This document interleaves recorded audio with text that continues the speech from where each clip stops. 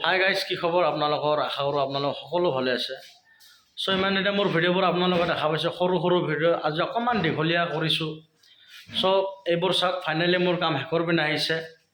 ইণ্টেৰিয়ৰৰ লগত ফল চিলিংবোৰো আপোনালোকে চাই লওক। এইটো ফল চিলিঙৰ ডিজাইন, আৰু এইটো চাইছে আপোনালোকে টিভি ইউনিট। টিভি কেবিনেটটো মই অকণমান ডাঙৰকৈ বনাই দিছোঁ, কাৰণ হল ৰুমটো অকণমান ডাঙৰ আছে।